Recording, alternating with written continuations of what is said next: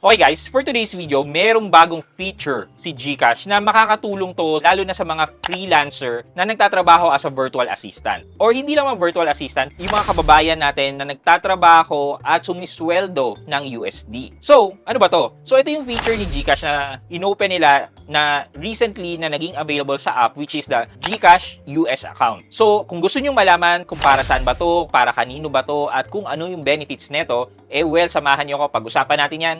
Sit back and let's discuss. Coming right up.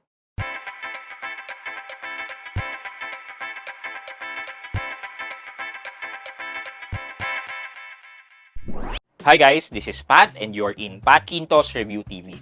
So if you're new here in my channel, I do reviews about personal finance na meron akong experience or meron na akong knowledge na ginawan ko yan ng videos and playlists na makikita nyo dito sa taas. At kung bago kayo dito sa channel ko, you may want to consider subscribing to my channel. Okay, yeah. So, naggulat ako na nung chinek ko yung GCash account ko, may nakalagay dyan na GCash US account. Na nagulat nga ako kung ano yung ibig sabihin nito. Nung una, nisip ko, meron sigurong partner banks dito sa Pilipinas na mag-open ng USD account. Kasi, di ba, like, for example, si GoTime, meron siyang time deposit in dollars. So, nisip ko, ito rin kaya yun. Na tipong merong partner na bank sa Philippines na pwede tayo mag-open ng USD account. Well, it turns out na nung tinignan ko is hindi. So apparently, si GCash ay nag-team up sa isang bank sa US for us to open a US dollar account. Okay, so since US dollar na siya, then we can now receive our US dollar money through our GCash account. Though, hindi siya bibigay mo yung GCash number mo, tapos dun papasok yung US dollar. Hindi. Para lang din siyang nag-open ka ng panibagong account, may sariling account number, na yun yung gagamitin mo or bibigay mo sa magpapadala sa'yo. So, dun nila ipapasok dun sa account number and not your GCash number. So, para kanino nga ba to? Well, they advertise it na this is good for mga freelancer or mga virtual assistant na nakakatanggap ng salary in dollars. Well, ako guys, ganito rin yung naging problema ko before when me and my wife started as a virtual assistant.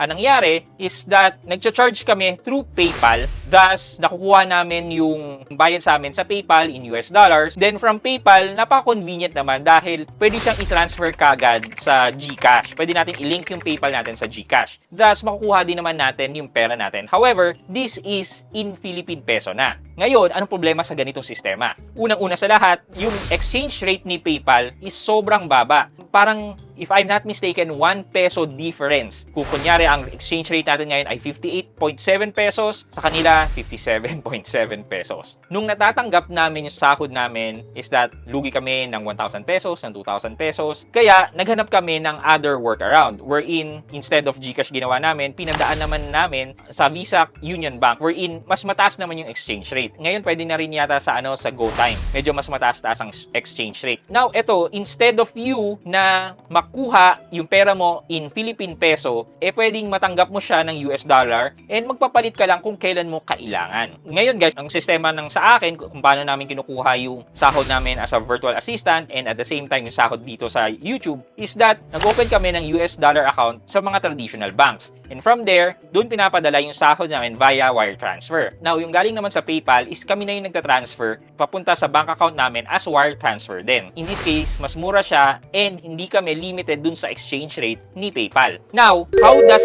this GCash US account help us freelancer? Yun yung ina-advertise nila na makuha mo in US dollar tapos papapalit mo lang kung kailan mo gusto. Like now, kung mataas ang dollars natin, pwede na kayo magpapalit na magpapalit. And then later on, kapag medyo bumaba, edi ipon tayo ulit, di ba? So, parang ganun ang sistema. So, i-check muna natin on how you can open this and later on, magbigay tayo ng verdict kung helpful nga ba tong GCash US account para sa mga freelancer and mga virtual assistant or sa mga nakakatanggap ng sahod nila in US dollar. Okay, so ito, nasa GCash account na ako. And makikita nyo, nakalagay US account new. Kilinik ko lang yan. Ito, open a US virtual bank account, get paid like a local, receive payments with your own virtual US bank account, then fair exchange rate, receive in USD and exchange in PHP whenever you want. Hindi ko lang po talaga alam kung fair exchange rate. Receive straight to your GCash. From your US account sa GCash account na po siya papasok. And then, napakabilis lang naman po mag-create ng US virtual account. Ito po, just click lang po natin yung continue.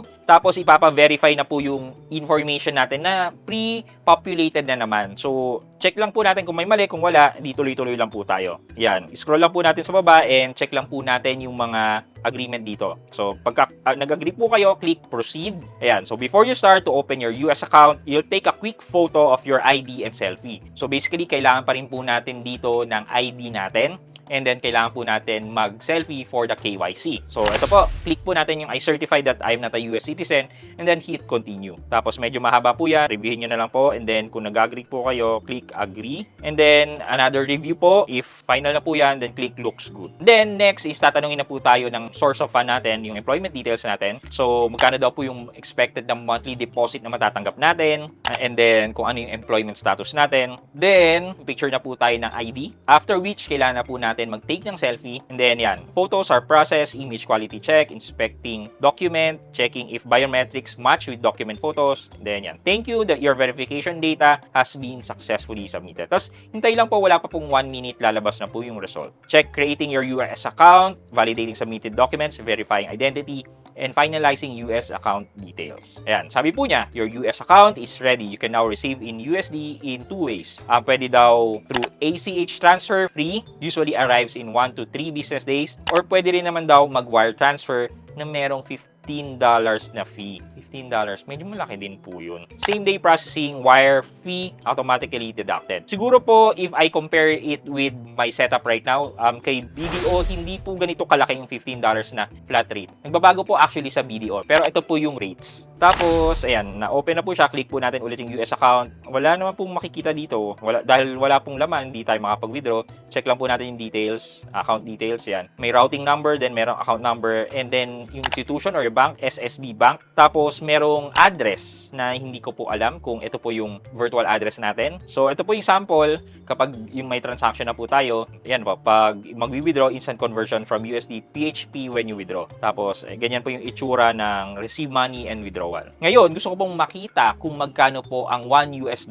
Ang $1 po ay katumbas ng 57.81 pesos. Ngayon, silipin po natin sa BDO website kung magkano po ang exchange rate. Since bank naman din po yon. Sa BDO po, it's 58.6. And ito pong tiningnan natin sa BDO, bank na po yan. May kita na po yung bank dito. Kasi kung titingnan naman po natin yung exchange rate sa Google, merong around 30 cents nakita si BDO dito sa exchange rate na to. So thus, kung i-compare po natin tong exchange rate ni GCash, lumalabas po na around 1 peso ang difference po ng exchange rate ni GCash at saka yung exchange rate na makikita natin sa Google. So, ang nakita ko po pala dito while checking itong GCash US account is that yung US virtual account natin in GCash is provided by Meridian Payments US. Yeah, so basically yan po. And kung meron din po kayong mga kamag-anak na nagpapadala in dollars, pwede rin naman po ibigay yan. Pero I don't really suggest that you do that. Kasi usually, yung mga kababayan natin sa ibang bansa, meron na yung mga trusted na padala service na mas mahirap pa sa kanilang lumipat. But this feature is more catered sa mga nagtatrabaho na nakakatanggap ng sahod in US dollar. Baka beneficial po. Pero for my conclusion po, with that exchange rate, medyo lugi po ako. Lugi na nga po ako dahil directly sa bank ko siya in-exchange. So that's 35 cents per $1 na lugi sa akin. But mas pinipili ko yun kasi mas convenient sa akin kaysa i-withdraw ko in US dollar tapos magpapapalit pa ako sa mga money changer.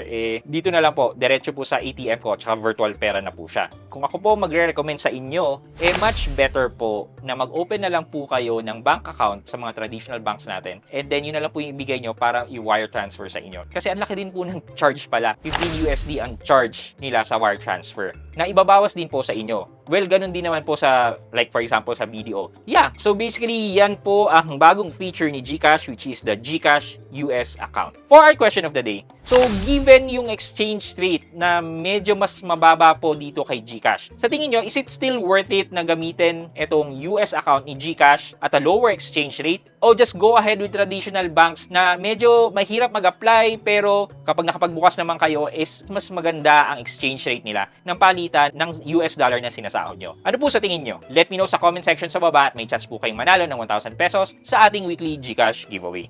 Yun lamang po guys, before we end this video, malapit na po tayo mag 200,000 subscribers. And that is the next milestone na I'm aiming to reach. And based po dito sa analytics ko, mas marami pa rin po talaga ang nanonood sa akin na hindi nakasubscribe. Sana po tulungan niyo po ako ma-reach ang aking 200,000 milestone na subscribers. And once we reach the 200 milestone subscribers, kakaroon na naman po tayo ng pa-cellphone giveaway or cash giveaway. Ano po bang mechanics nito? Well, kailangan nyo lang po sumagot ng question of the day natin, and then basically from this video na to, moving forward until we reach the 200,000 subscribers, mamimili po ako dito ng lucky winners ng either cellphone giveaway natin or 10,000 pesos in cash. So ano pa po ba ang hinihintay nyo? Di sumagot na po kayo ng question of the day natin dito po sa comment section sa baba. Yun lamang po for today's video. But before we end this video, mag-shoutout po muna tayo at shoutout kay Criseline Dainla at Criseline Dainla 6742. Ang sabi po niya, hindi ko pa naman nararanasan, Sir Pat, magpatong-patong ang bayarin. This year ko lang po ako nakapag-apply ng credit card. Pa-shoutout, Sir Pat, from Santa Elena, Camarines Norte, Bicol. Kay Miss Criseline Dainla at Criseline Dainla 6742,